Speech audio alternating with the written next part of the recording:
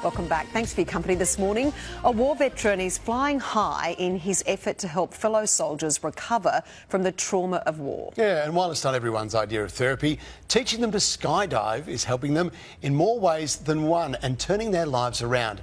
Our 7 News US correspondent Ashley Mullaney took a leap of faith to see how it works. I didn't expect half of what I got when I reached out. I didn't expect any of it. Heart's starting to race a little bit. About to do some real stuff. Climbing into the clouds to leap right back into them. Iraq veteran Dwayne McGahey.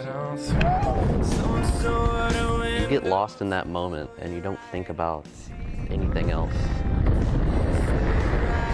A rush of adrenaline he hasn't felt since Iraq 2008. After losing a leg from an improvised explosive device, he had to contend with the invisible scars next. The physical injury wasn't really even anything that slowed me down. It's the mental side, which was the biggest part to overcome. He learnt to walk again. Now he's learning to fly. How you doing, man? Good to see you, buddy. In an airport hangar outside Austin, Chris Durbach skips the handshake and goes straight for a hug. After 2 decades in the military, serving in Africa, Afghanistan and Cuba, he watched mates return from war with PTSD he knew too well. You've come to that point where you just don't feel anything anymore. You don't feel like you're human anymore. You don't feel like you fit in society. Talking didn't come easy, but skydiving did. In a lot of ways, it would be, hey, I'm going to give you this pill to do that, or, hey, you can try jumping out of a plane. With his new mission, Jump for Valor, Durbach's helping as many veterans as he can. I'm still running around my place, jumping up and down. I can't believe, you guys are doing this for me. I just can't tell you how happy I am right now. Good, man. He guides them through a program to become certified skydivers. I think the difference between them being here right now and not being here right now is possibly the chance that they just did a tandem or a skydive or something to just feel again, to feel something again.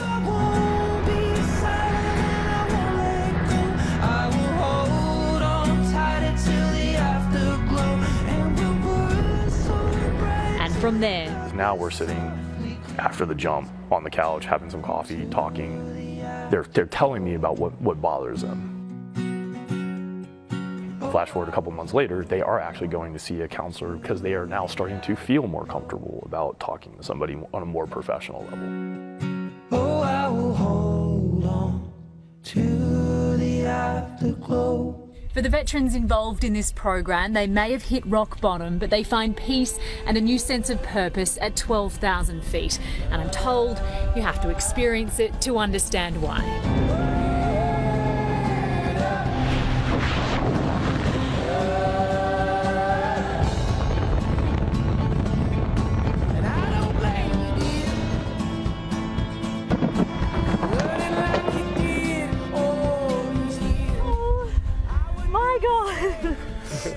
That was terrifying and enthralling all at once. And I'm so happy I did it. Thank you. Good. I'm happy you did it too. Away from the cameras, there's the daily or weekly welfare checks too. After watching the chaos unfold at the end of the war in Afghanistan, the need for help, he says, has never been greater.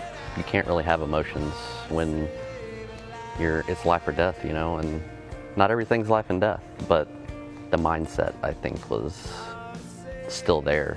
And some people never reach out for help, and it could last their whole lives. How